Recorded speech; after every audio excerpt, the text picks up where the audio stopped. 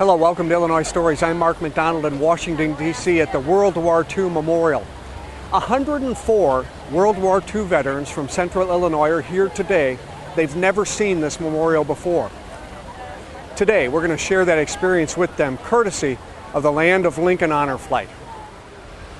There are 104 veterans here today. Right. You're one of them, yeah. And you brought a flag with you, and I think you wanted to somehow memorialize someone. Yeah. What's your aim today? My daughter's father-in-law passed away recently, and he was a World War II veteran. He got a Purple Heart. I think he was a combat medic, and they said if we could honor anyone in our family or friend like that to get the flag. This flag here is off his coffin at his funeral. And so I told my daughter and my son-in-law that I'd try to get this done today.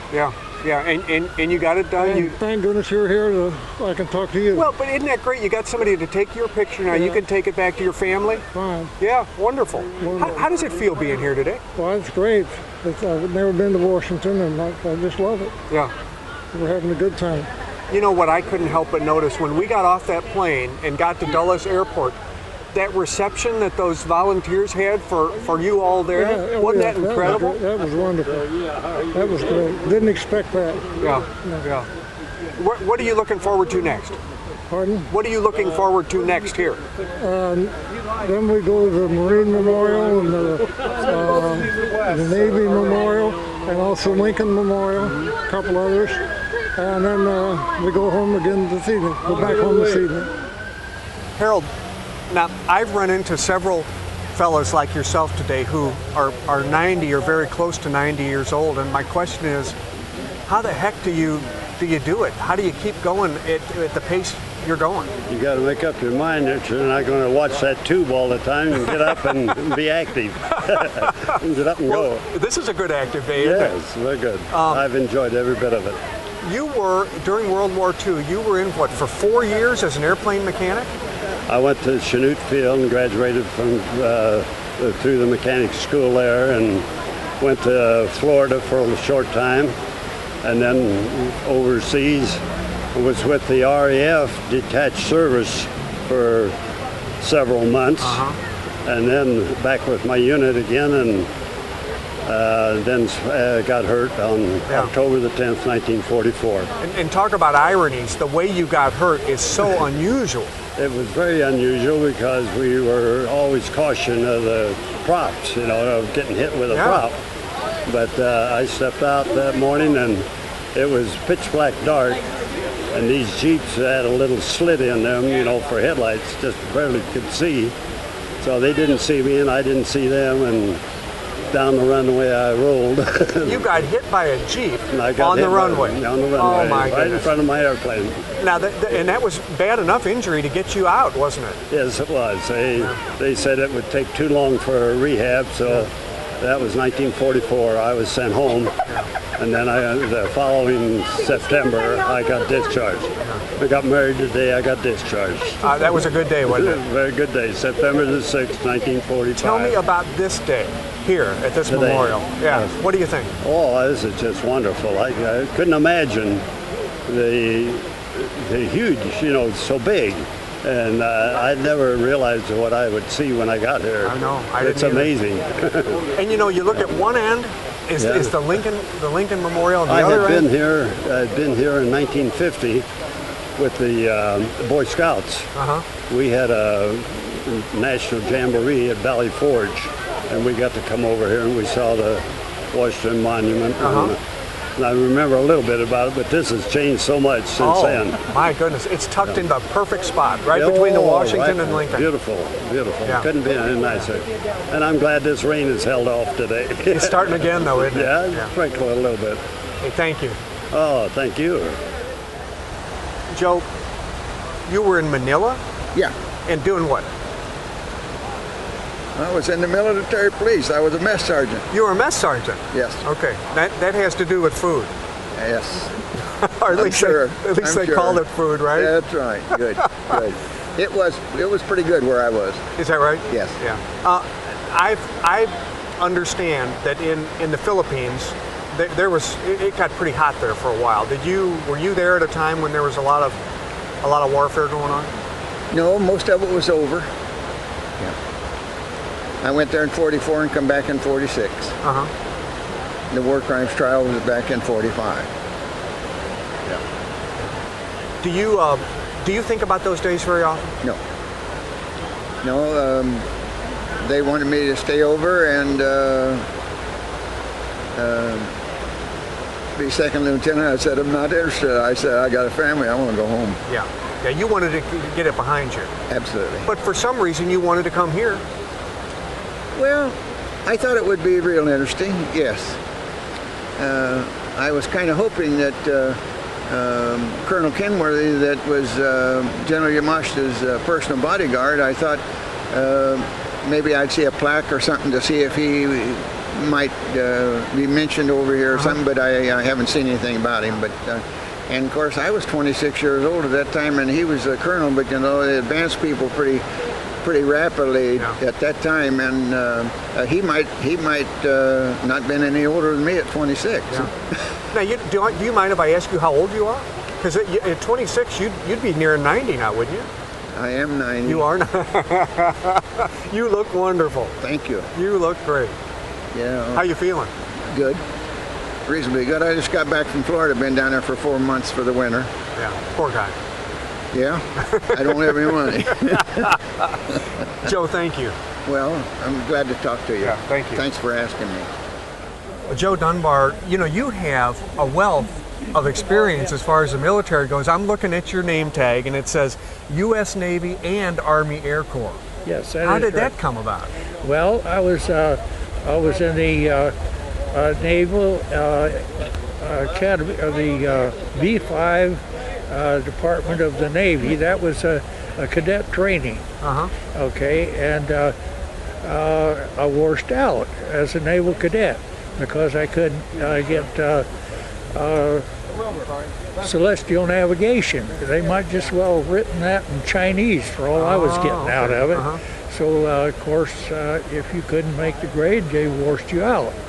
Well, I was washed out before I was 21, and then the war was going on, and they lowered the draft age from 21 down to 18. Well, I'd already put my application in for the Army because the Army, they didn't care whether you knew navigation, celestial navigation or not, and they were happy to get me. And they were happy to get me, and the Navy was happy to get rid of me. So when you went into the Army Air Corps, then did you finally become a pilot? Oh yes, I went through aviation cadet training again, and of course it's much easier the second time around, and then graduated as a second lieutenant. It finally sunk in, didn't it? Yes. What you ended up doing, I find very interesting. You were a pilot, and you were ferreting out submarines, I guess, huh? Off the coast of the U.S. Yes. There would be a submarine scare, and we'd all converge on it. Not just me, but a whole group would submerge on it, and then you do what they call a square search and that sort of thing. And you'd go out at night, and then we'd be back in, and we'd go out at night then. Right. Mr. Kingston, you're from a town called Weldon. Is that in? It's near Clinton in DeWitt County? That's DeWitt County. DeWitt County. I think there are 440 people. If you take a look at them as you go through, you may see somebody. You probably know a few of those, don't you? Oh, sure. Lived there all my life. Let me ask you, we are here at the Korean War Memorial. And you probably have a different take on this than a lot of these veterans because you served in both World War II and Korea, didn't you? That's correct. Yeah. What's your impression of this sort of this memorial that seems to come alive when you look at it? The World War II Memorial is quite a tribute to all those men and women that lost their lives, and over 400,000. And I was one of the lucky ones that got to come home. And the reason I say lucky, I went from University of Illinois ROTC and inducted in the service from there, Camp Custer, Michigan, and then went to Fort Sill, Oklahoma. I was in the field artillery, basic training. Back up to Illinois for a couple, 3 months, and then back to OCS at Fort Sill, Oklahoma. Graduated a brand new second lieutenant, May of '44. And from there I was sent to Fort Benning, Georgia, which was an infantry school. 200 of us were sent there because they were running out of infantry officers. We were retreaded from field artillery to infantry. And I wound up in August of 1944, September 1944, at Fort Meade, Maryland, right out here. That was a replacement depot number 1 for the European theater. From Fort Meade, you went direct to the front.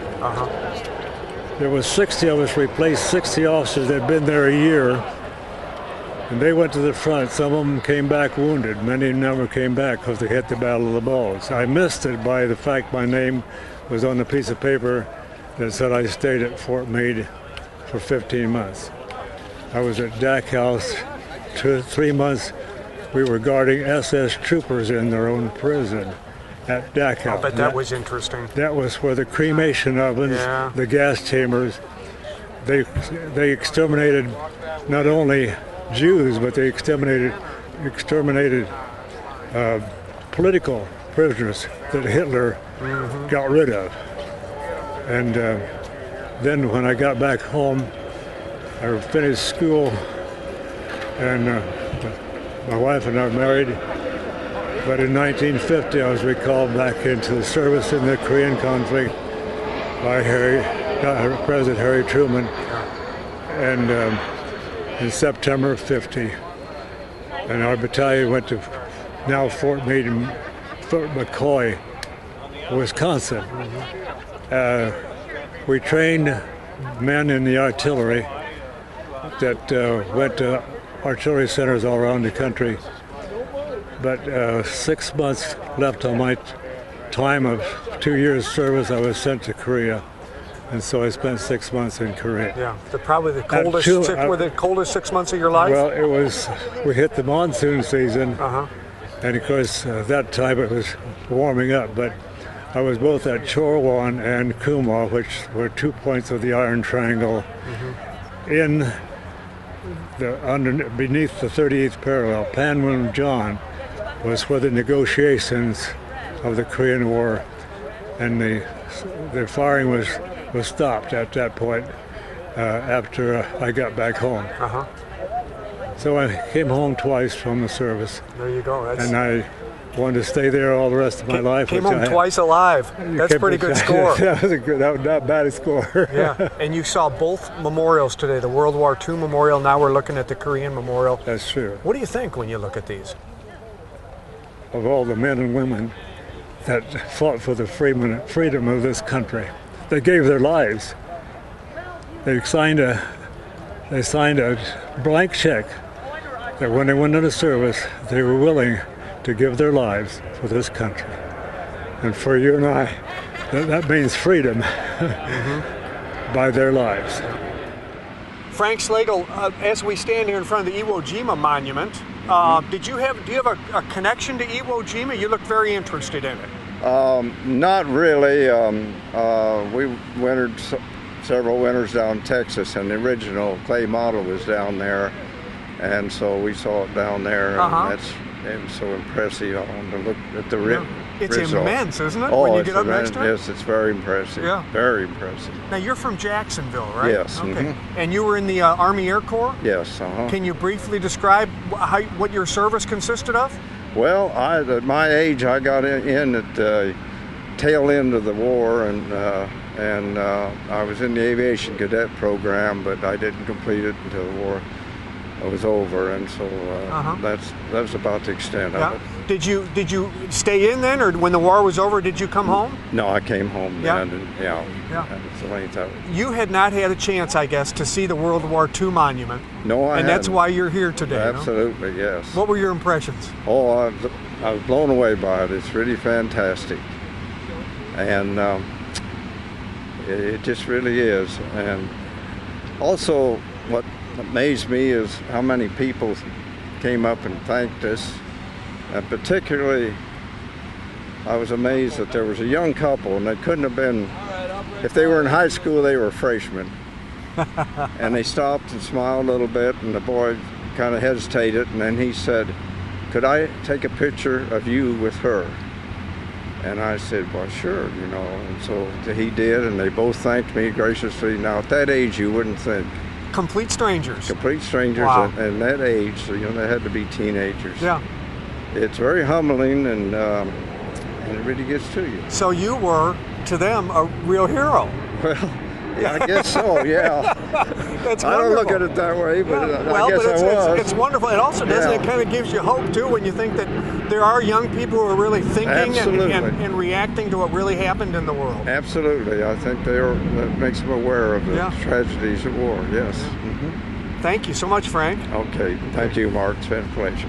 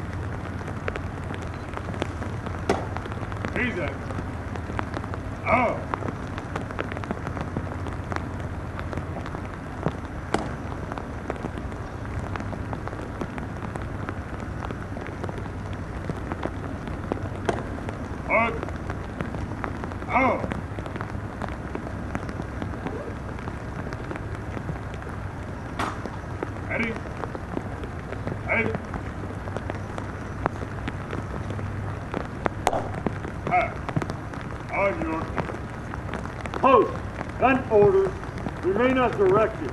Order, McDonald. Ready? Hey.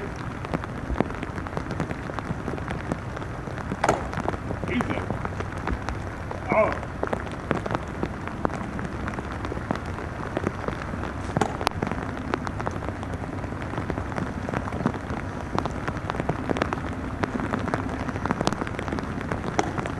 Right? Hold on.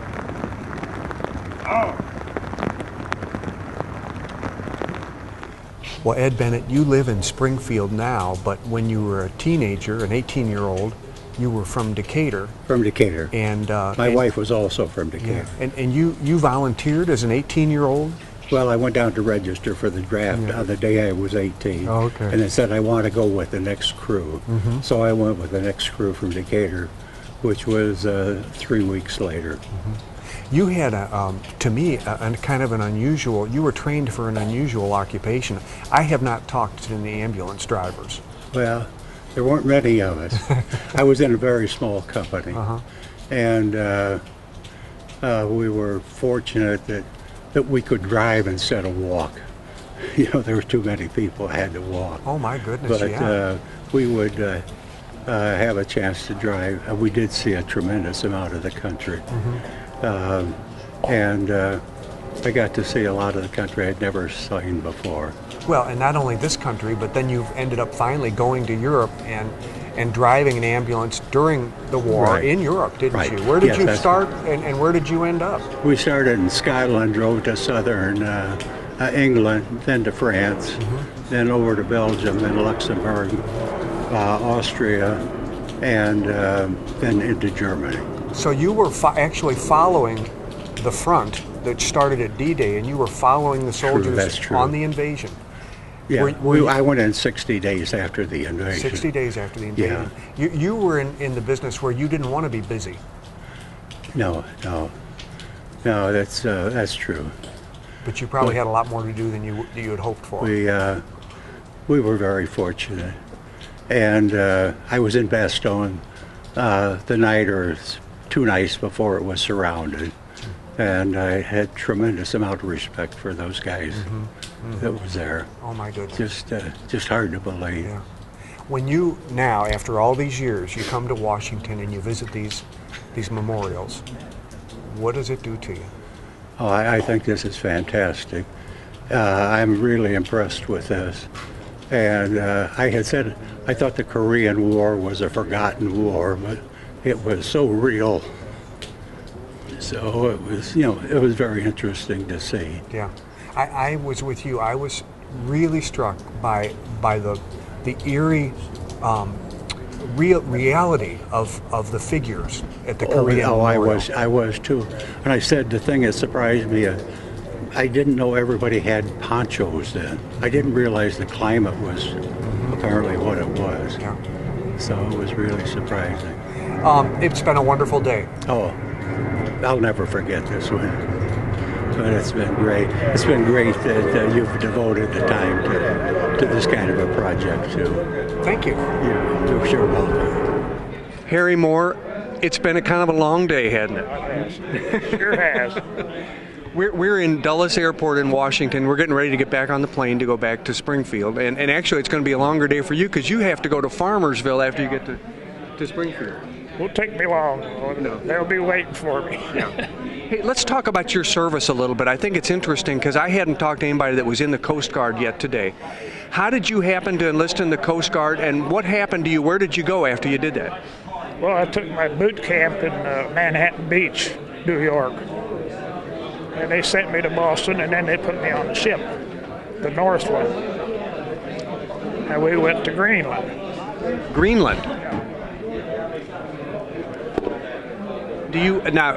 I think some people would say Greenland. You're in the Arctic Circle. You were in the Arctic Circle. What in the world were you doing in the Arctic Circle? Well, the weather up there, they could tell ahead of time what it was going to be for their bombing runs for Germany. So that was a weather deal, is what it was. Okay, so you would send them reports on what the weather was doing, and they could make future decisions on when would be a good time to do whatever combat they had to plan. That's true. Wow. Let me ask you about this day today. You had not seen these sites before, I take it? No. I was up here one time when I took my boot camp in Manhattan Beach, New York. When one weekend, me and a couple of other guys came up here, but just, for a little sightseeing. Yeah. Really didn't learn anything. If we'd had somebody to lead us, well, we'd have been all right. Yeah. Well, it's changed a lot since then. What'd you think about today? Great. Very, very learning, I should say. Mm-hmm. Now, I notice you're in a chair now. Were you able to walk around the sites today, or I pretty well had to stay in the chair. Yeah. Isn't this wonderful, though, that they had the people and the facilities to do something like this? Oh, it's great, really. Francis Alberts, you're from Golden, right? Golden. Okay. I understand that you fought in the Battle of the Bulge. As a replacement. As a replacement. After 2 weeks, after they had them stopped, I was one of the replacements because half of the division got caught or died, killed in that accident, in that bulge, and then I was a replacement for the machine gun shot squad, and then I stayed there for 2 months in that foxhole on the front lines.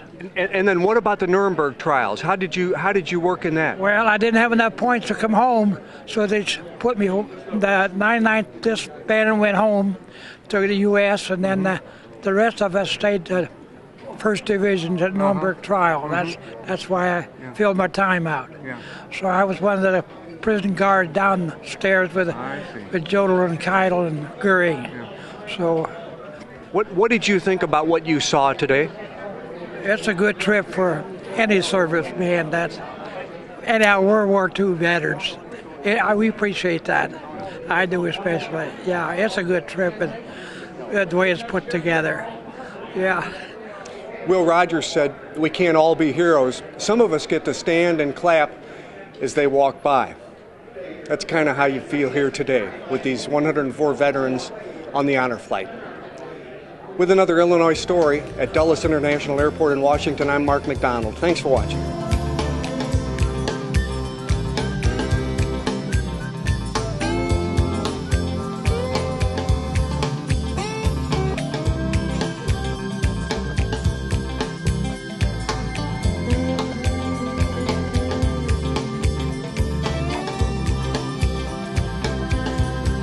For a DVD copy of this episode of Illinois Stories, send 1995 to Network Knowledge, P.O. Box 6248, Springfield, Illinois 62708. Be sure to include the program name, broadcast date, and topic.